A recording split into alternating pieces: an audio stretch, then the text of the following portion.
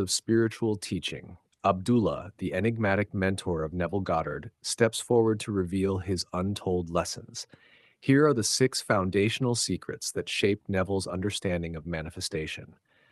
When people speak of Neville Goddard's teachings, they mention the Barbados story. They talk about imagination creates reality. They quote, feeling is the secret. But very few people ask the question that matters most. Where did Neville learn all of this? The answer is simple. He learned it from me. My name is Abdullah, and for 5 years I taught Neville Goddard in a small lecture hall on West 72nd Street in New York City. Those were difficult times. The Great Depression left 17.5 million Americans unemployed. The world was desperate, and into my lecture hall walked a young dancer from Barbados, broke and searching for answers. I knew he was coming. The brothers had told me, and when he finally appeared, I looked at him and said, "Neville, you're 6 months late." He was startled. We had never met before, but I knew him just as I know you now. What I taught Neville in those 5 years became the foundation of everything he later shared with the world. But here's what shocks people when they discover it. Neville only taught fragments of what he learned from me. Not because he was hiding anything, but because some truths cannot be taught. They must be realized. They must be experienced. They must be lived. Today, I'm going to reveal 6 teachings I gave to Neville. 6 secrets that shaped his entire understanding of consciousness and manifestation. These aren't the stories you've heard repeated endlessly. These are the principles, the foundation, the actual teachings. If you've been practicing Neville's methods, but something still feels missing, what I'm about to share will show you exactly what that missing piece is. Because technique without understanding is just repetition, and repetition without consciousness is just noise. Let's begin. The very first thing I told Neville when he came to me was not about manifestation. It was not about visualization. It was not about any technique whatsoever. I said to him, "Neville, you must first start with self. Find self. Don't be ashamed ever of the being you are. Discover it and start the changing of that self." Most people who come to consciousness teachings want to know how to get things, how to manifest money, relationships, success, health. They want the technique, the formula, the secret method. And I understand this desire. When Neville came to me, he was unemployed. He wanted to return to Barbados, but had no money for passage. Of course, he wanted solutions. But I knew something he didn't know yet. You cannot manifest from a false self. You see, most people believe they are their circumstances. They believe they are the accumulation of their experiences, their conditioning, their limitations. They believe they are the body, the personality, the history. And so when they try to manifest, they are trying to add something to this false identity. They are trying to make their limited self unlimited, their poor self wealthy, their sick self healthy. But it doesn't work that way. The self that is trying to manifest is the very self that created the limitation in the first place. This is why I told Neville to find self first, not the self that was a struggling dancer, not the self that was broke during the Depression, not the self defined by circumstances, but the real self. The I am that exists before all conditions. The awareness that animates the body but is not the body. The consciousness that experiences the personality but is not the personality. I taught Neville something that many students struggle to accept. There is a secret being within you, not called by your name, not defined by your circumstances. This secret being is the sum total of all you consent to, all you believe, all you accept is true about yourself.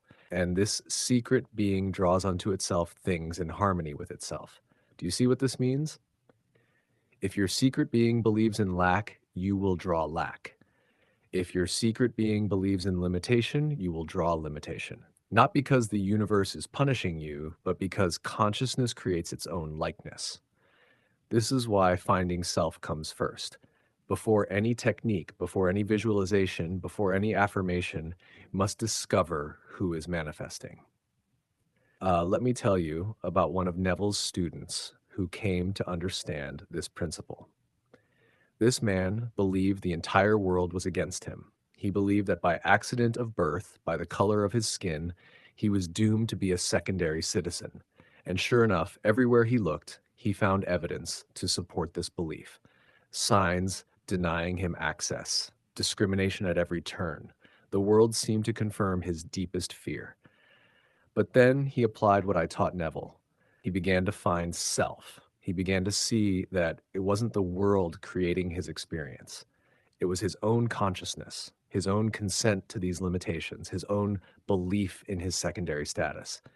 It took him 3 years of inner work to overcome this fixed idea, to find the self beneath the conditioning. And when he finally did, when he finally found the real self that was not defined by circumstances, everything changed.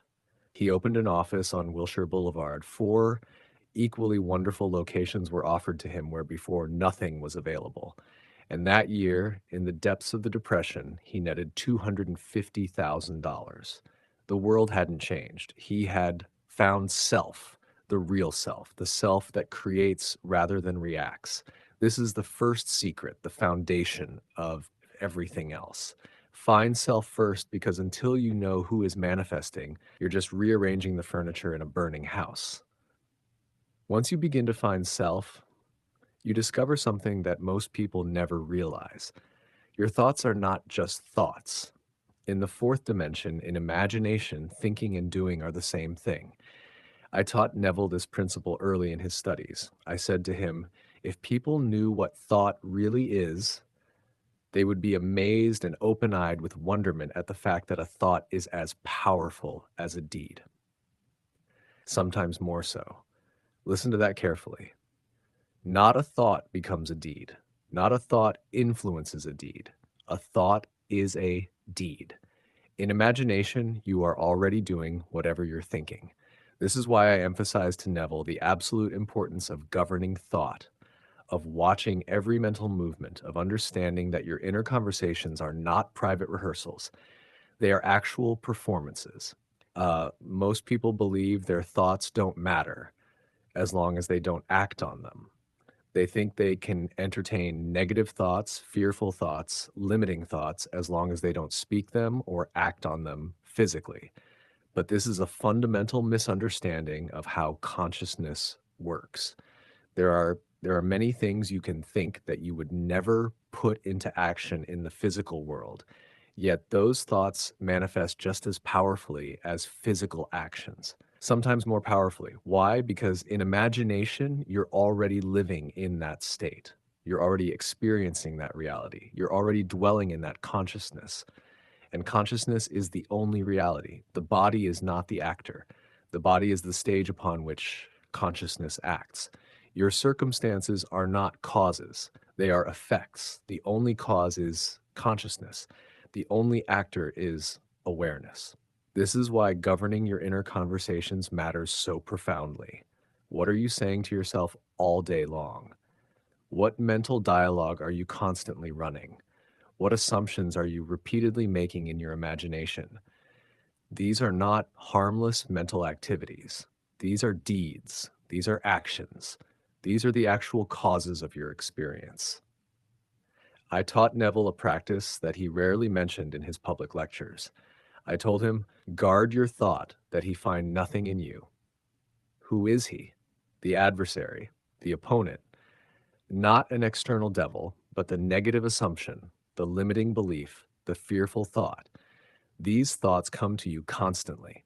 Every passing person who is not thinking right presents them to you. Every circumstance that seems to contradict your desire offers them to you. And if you accept them, if you entertain them, if you think them, you have already done them.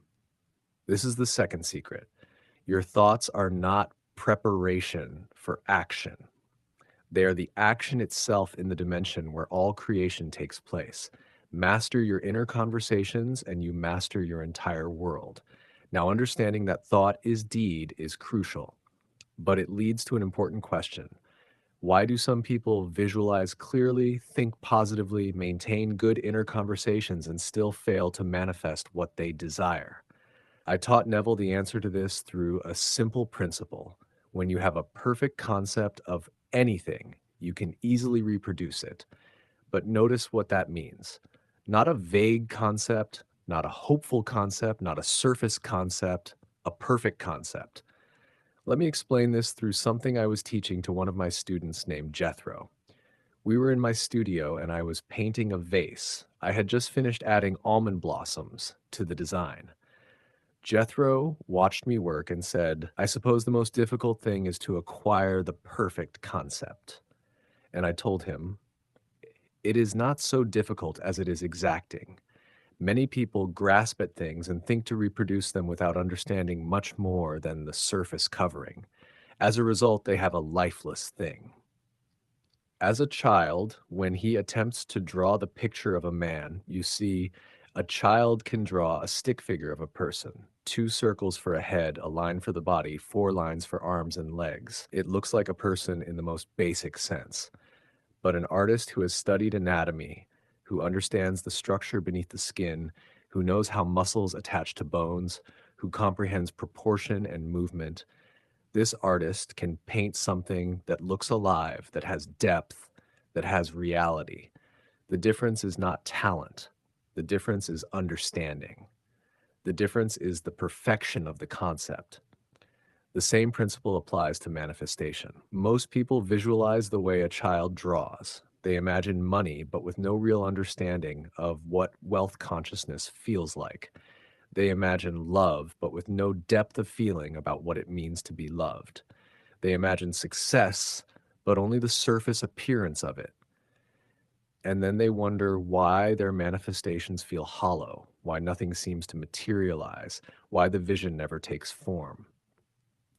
I taught Neville that this is why students must not rush. This is why you must study and ponder and learn the simple lessons before attempting the larger ones. Many students hear a truth spoken and immediately rush away, feeling they have the whole science in their grasp. They try to make a spectacular demonstration without supporting it with solid understanding. And when the testing storm comes, when circumstances challenge their assumption, their house falls. They find themselves wrecked on the sands of confusion and doubt. Because they never built a solid foundation, they grasped at the surface without understanding the structure beneath.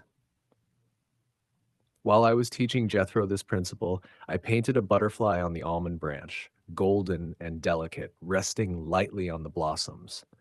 He came closer and said, "Oh, how beautiful it is! How lightly it touches the blossoms and how full of life." And I told him, "It is your inspiration. That wonderful thing you said stirred me to paint it." Do you see what happened there? The perfect concept in my mind reproduced itself perfectly on the canvas. Not because I forced it, but because I understood it completely. I felt it fully. I knew its essence. This is the third secret. Your manifestations are only as clear as your concepts. Your demonstrations are only as powerful as your understanding. Don't rush into techniques without understanding principles. Don't attempt complex manifestations before mastering simple ones. Build your foundations slowly. Study the anatomy of consciousness. Understand not just what you want, but the feeling of already having it, the state of being it, the consciousness of living from it. When your concept is perfect, reproduction is effortless.